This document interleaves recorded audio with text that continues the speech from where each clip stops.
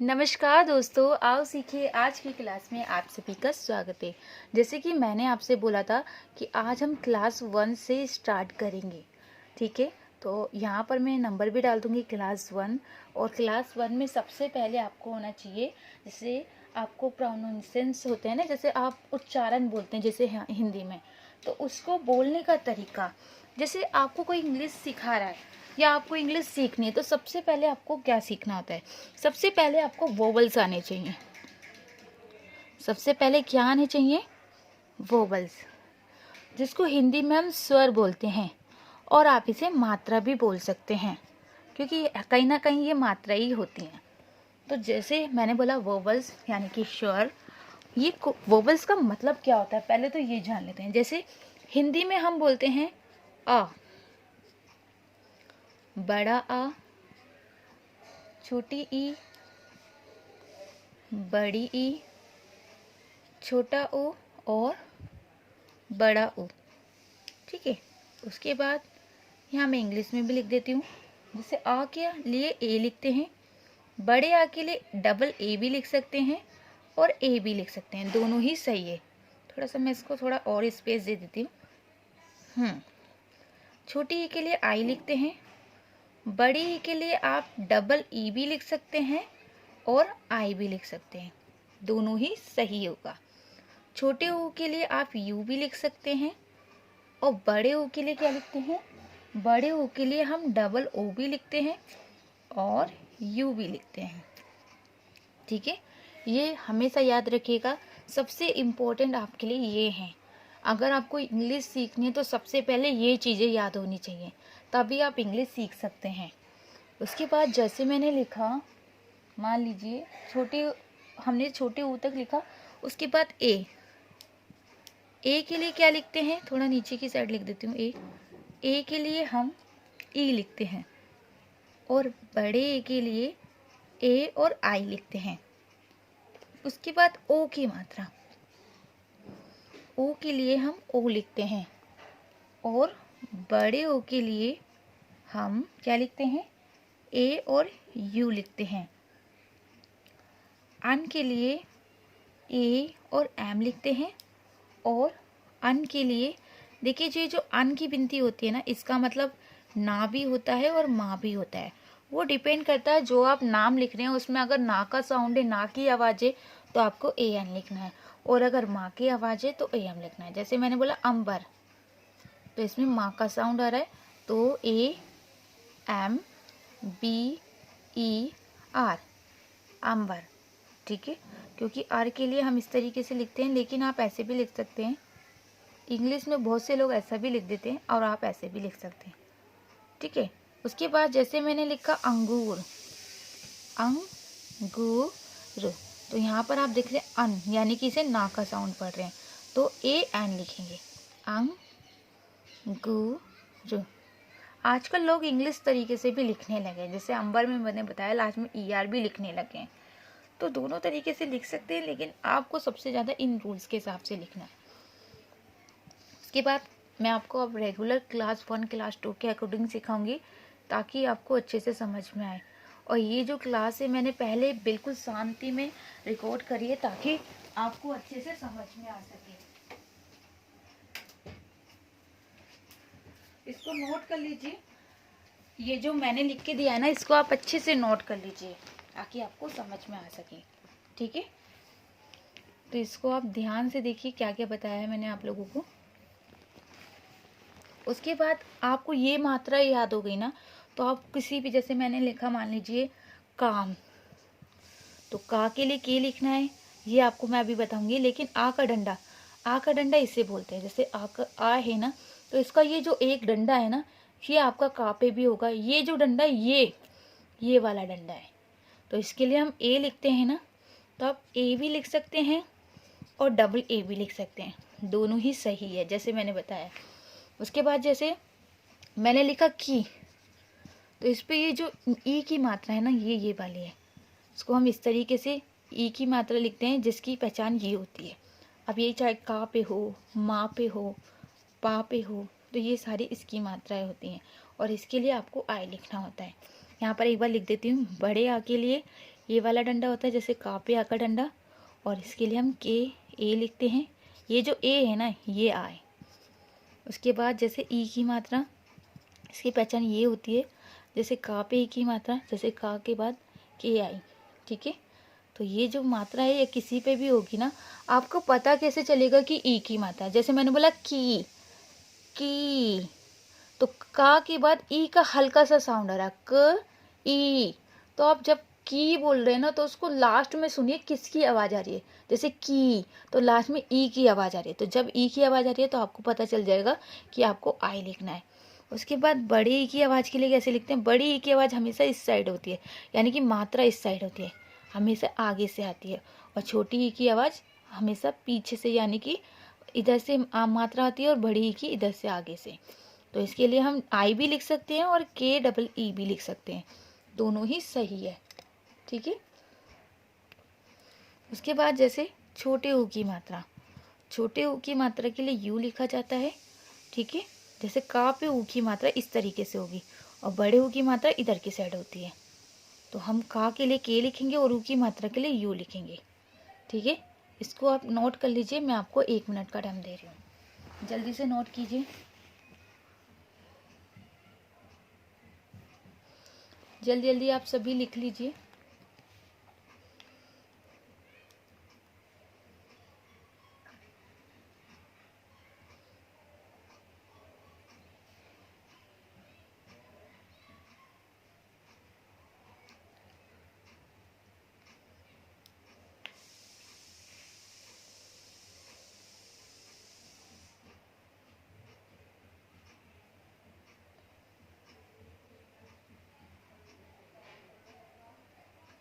याद रखिएगा कल 8:30 बजे मैं स्पेलिंग की प्रैक्टिस कराने वाली हूँ, इसी चैनल पे जिस पे आप अभी क्लास देख रहे हैं, इस पे ही फ्री क्लास है।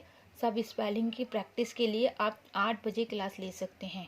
शनिवार और संडे को वो क्लास होगी, 2 दिन इस चैनल पे।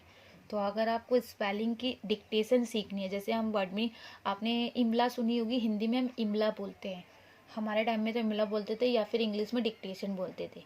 तो मैं आपको स्पेलिंग बोलूँगी, वो आपको लिखनी होगी, लाइव होगी वो क्लास। तो अगर आपको इस फ्री क्लास ज्वाइन करनी है तो संडे और सैटरडे कल से आप इस चैनल पे स्टार्ट कर सकते हैं। 8 बजे के लिए मैं आप लोगों को लिंक भी शेयर कर दूँगी उस क्लास का, आप उसे जाके देख सकते हैं। यहाँ तक आपने लिख लिया होगा। उसके बाद जैसे ए की मात्रा, तो वैसे तो इसकी पहचान ये होती है, जैसे इस तरीके से, जैसे का के ऊपर जो ए की मात्रा होती है हम उसे ए की मात्रा बोलते हैं। तो का के लिए के लिखेंगे और ए की मात्रा के लिए ई। उसके बाद बड़े ए की मात्रा यानी कि डबल मात्रा इस तरीके से होती है, और ये भी का के ऊपर ही, यानी कि किसी भी मात्रा, जैसे खा भी होगा तो खा के ऊपर ही लिखी जाएगी, और लेकिन ये डबल मात्रा लिखी जाती है। इसके लिए हम क्या लिखते हैं बताइए, ए और आई।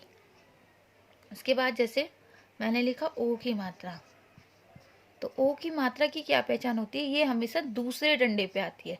जैसे आप देख रहे हैं ये इसके ऊपर नहीं आएगी, ये इसके लिए एक डंडा खींचेंगे फिर उस डंडे के ऊपर मात्रा आती है।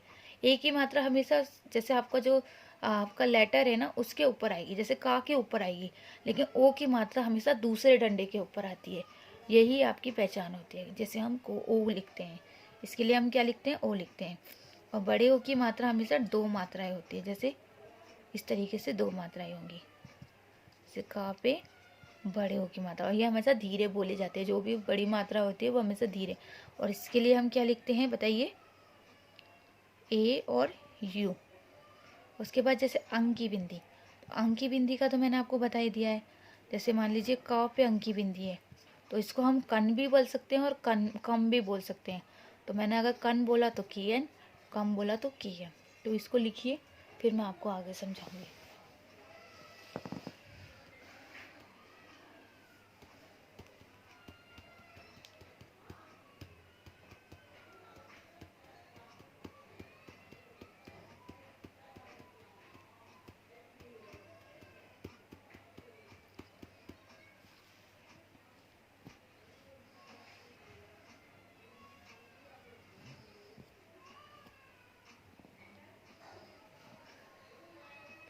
एक और चीज़ बोलूँगी, जो बच्चे कोचिंग में नहीं हैं तो ये हमारी एक डेमो क्लास है, अगर आप चाहें तो कोचिंग ज्वाइन कर सकते हैं। और उसके लिए स्क्रीन पे मैंने नंबर दे रखा है, आप उस नंबर पे कॉल या मैसेज करके हमारी क्लास ज्वाइन कर सकते हैं। आपको मैं हिंदी भी सिखाने वाली हूँ, लेकिन हिंदी में आपको अभी बताऊँगी। ये आपने लिख लिया, हिंदी की पहचान क्या होती है। बहुत से बच्चे कहते हैं मैम हमें हिंदी लिखने नहीं आती। थोड़ा हिंदी का भी हिंट बता देती हूँ जिन बच्चों को हिंदी नहीं आती है। जैसे मैंने आपको बोला, आपको लिखना है, बहुत से बच्चों को ई की मात्रा में बहुत डाउट होता है, बड़ी ई की मात्रा और छोटी ई की मात्रा।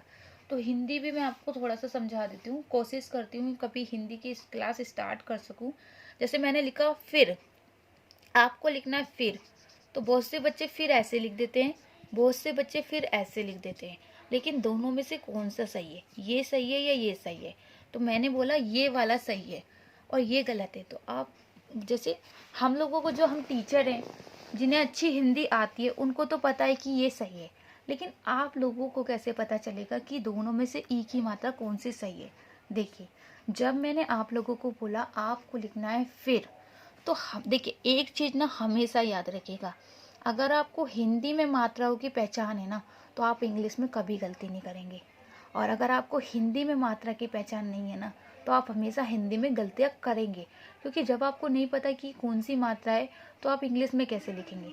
तो हिंदी भी बहुत ज़रूरी होती है, क्योंकि हम लोग हिंदी बोलते हैं तो हमारे लिए हिंदी ज़रूरी है। अगर आप हिंदी नहीं बोलते, इंग्लिश बोलते या फिर कोई और, तो आपके लिए वो दूसरी भाषा ज़रूरी है। तो जैसे मैंने बोला फिर और ये फिर, तो दोनों में से सही ये है, कैसे पता चला। देखिए, जब मैंने बोला फिर, तो इसमें मैंने जल्दी से बोला। कैसे बोला? जल्दी से। तो कभी भी अगर जल्दी से ई की आवाज़ आए, कभी भी जल्दी से ई की आवाज़ आए, तो हमेशा उसकी मात्रा आगे से, यहाँ से आती है, पीछे से मात्रा आती है, आगे से नहीं आती है। और जहाँ पर धीरे से ई की आवाज़ आएगी, वो हमेशा इधर की साइड से मात्रा आती है। ये पता है क्या हो गया? ये तो आपका फिर है, क्योंकि इसमें जल्दी से बोला जा रहा है, और ये आपका फिर हो गया, फिर। तो आप समझ में आया?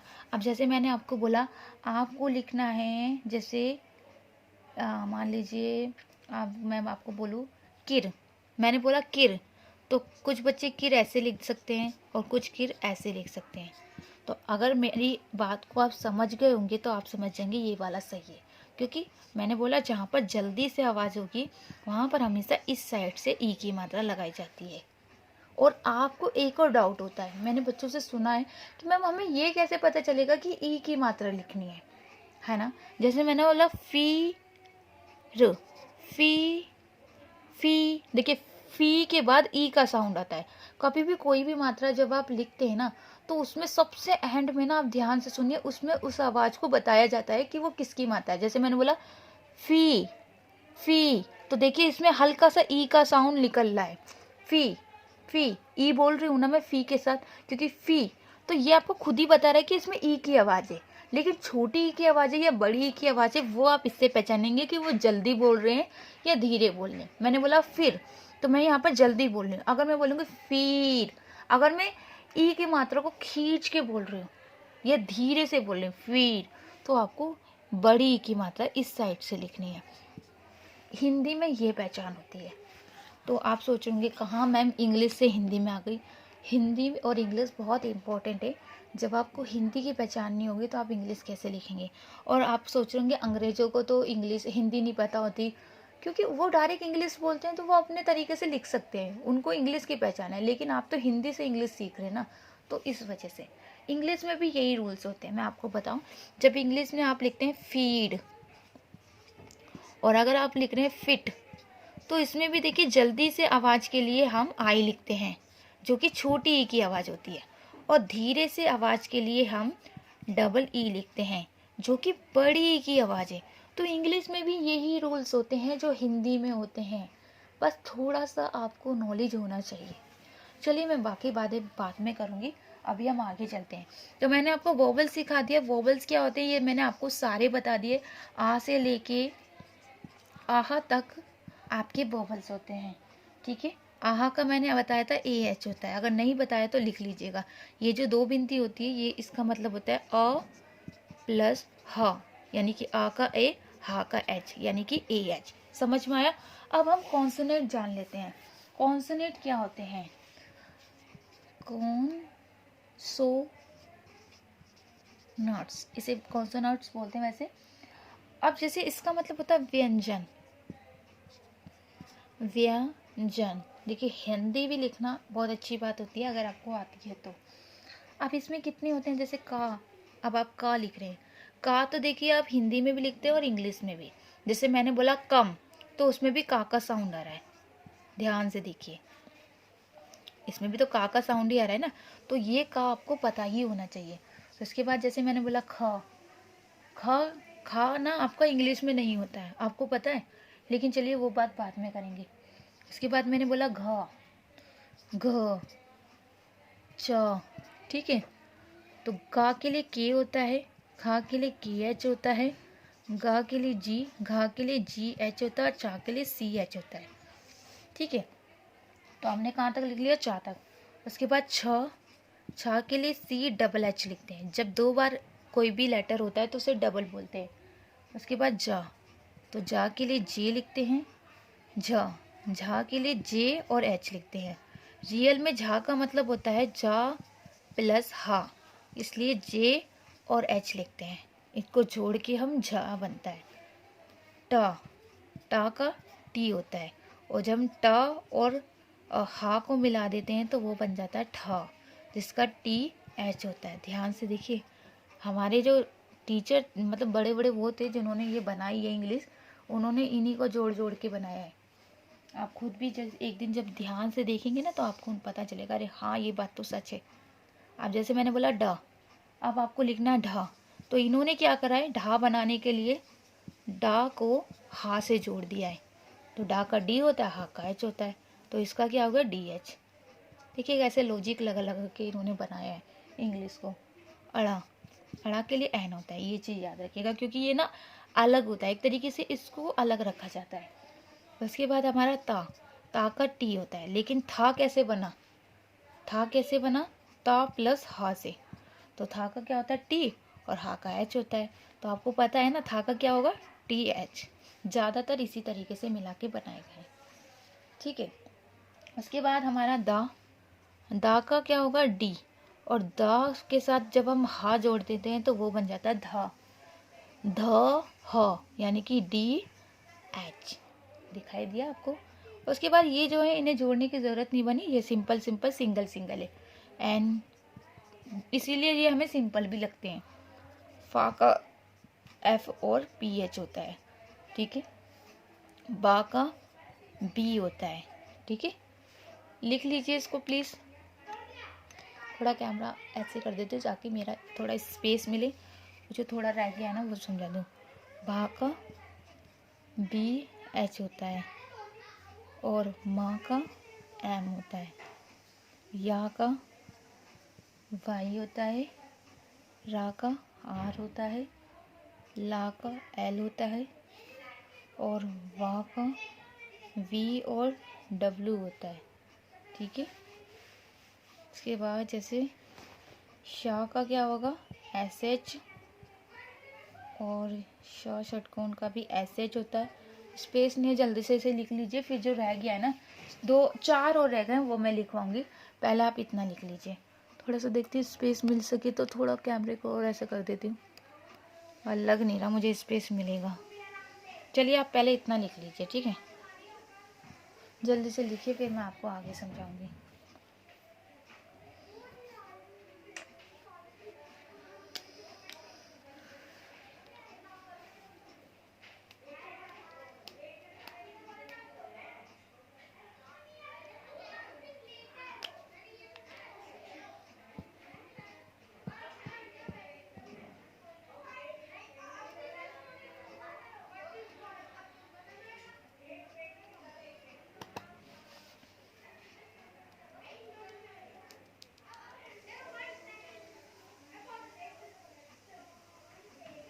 और एक और चीज़ बोलूँगी, जो 9-8 बजे हमारी आवश्यक है आज पे जो रीडिंग की क्लास हो रही है ना, वो भी आप ज़रूर ज्वाइन कीजिए। उसमें आपको बुक रीडिंग सिखा रही हूँ मैं, तो जब आप प्रैक्टिस करेंगे तो आपको और अच्छे से समझ में आएगा, ठीक है। तो प्लीज़ आप लिख लीजिए इसको, पूरा याद करना पड़ेगा, ये एक ऐसी चीज़ है जिसको आपको याद ही करना पड़ेगा, और एक तरीके से ये आपकी पहली सीढ़ी है जिसे बिना याद करे आप सीढ़ी नहीं चढ़ सकते, यानी कि इंग्लिश नहीं सीख सकते। तो आपको ये याद होना चाहिए। तो ये जल्दी जल्दी लिखिए, फिर मैं आपको आगे समझाती हूँ। तो ये ना आपको क्या करना है, आपको इसे 5 से 10 बार ना आप इसे देख देख के लिख लीजिए। जब आप इसे 5 से 10 बार ध्यान से ना बोल बोल के लिखिए। जैसे आपने लिखा का के, ऐसे बोल बोल के जब आप लिखेंगे ना, तो आपको ये 5 से 10 बार अगर आप बोलेंगे तो आपको आधा तो वैसे ही याद हो जाएगा, और आधा तो आप लोगों को याद भी होगा। ऐसा नहीं है कि आपको कुछ याद नहीं होगा, थोड़ा बहुत तो आपको वैसे भी याद रहता है। तो आपको सिर्फ थोड़ा बहुत ही याद करना है, ठीक है। तो प्लीज़ इसको याद ज़रूर कीजिएगा, बार बार बोल रही हूँ मैं, क्योंकि ये याद हो गया तो आप कोई भी मैसेज कर सकते हैं। व्हाट्सएप पे जो आप मैसेज करते हैं ना, बस आपको उसके लिए ये याद होना चाहिए। और जो मात्राएं बताइए वो, अगर ये दोनों याद हो गए तो आप हमेशा कोई भी मैसेज करना हो आसानी से कर सकते हैं। और डरिए मत, आप मैसेज करिए, चाहे गलत करिए, लेकिन मैसेज करना सीखिए, ठीक है। तो इसको जल्दी से नोट कर लीजिए। उसके बाद मैं आपको आगे बता देती हूँ। जैसे मेरा पेन कहाँ गया, पेन कहाँ रख दिया मैंने, एक सेकेंड।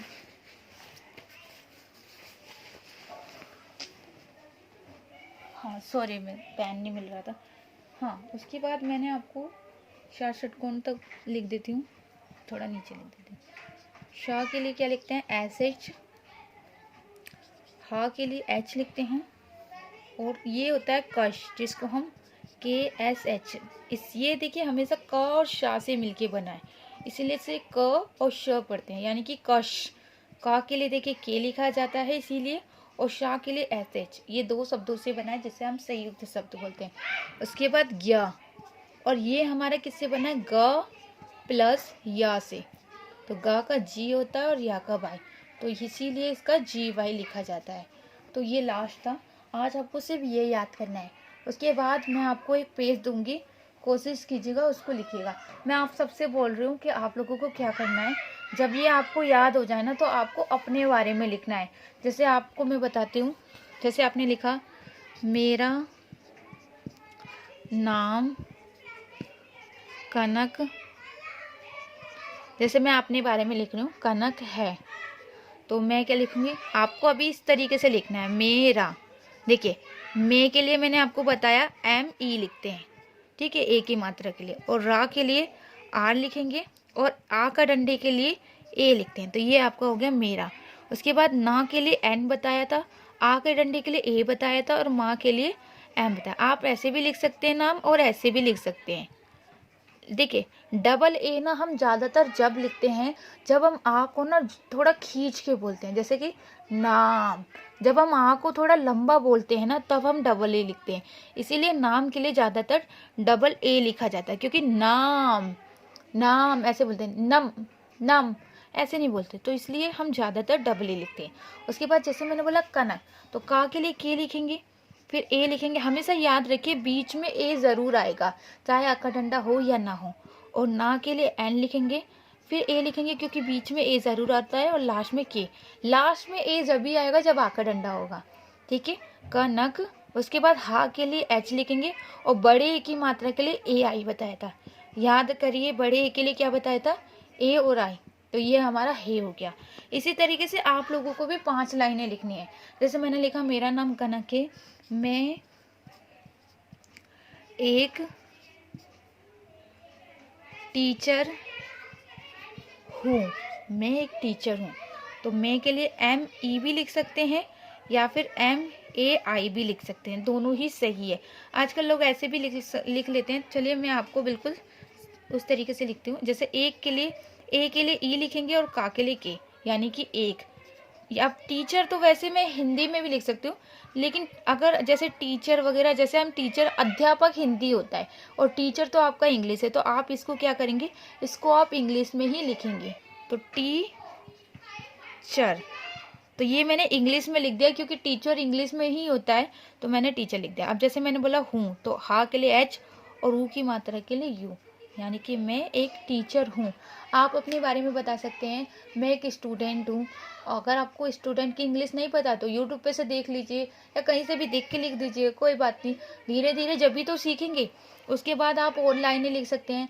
जैसे मैं, अगर आप स्टूडेंट नहीं हैं, आप जॉब करते हैं, तो मैं एक जैसे मैं एक जॉब करता हूँ, या कुछ ज़रूरी नहीं है ये वाली लाइन लिखनी। मैंने लिखे, आप मत लिखिए। आप लिख दीजिए मेरा नाम ये है, मैं बहुत ही मेहनती आदमी हूँ, या मेहनती लड़का हूँ, या मेहनती लड़की हूँ, मेहनती औरत हूँ, जो भी है आप। मैं बहुत सारा काम करती हूँ अपने घर में, मैं सबका ध्यान रखता हूँ, या सबका ध्यान रखती हूँ।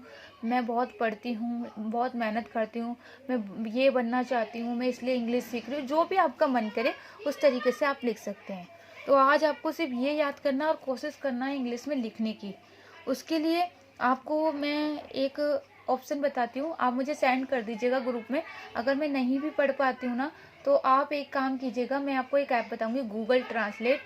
उसका फ़ोटो मैं ना ग्रुप में सेंड कर दूँगी। उसको डाउनलोड करके ना, जो आपने लिखा है ना, वो आप उस माइक में बोल के देख सकते हैं आपने सही लिखा या गलत। वो मैं आपको कल बताऊँगी कैसे करना है।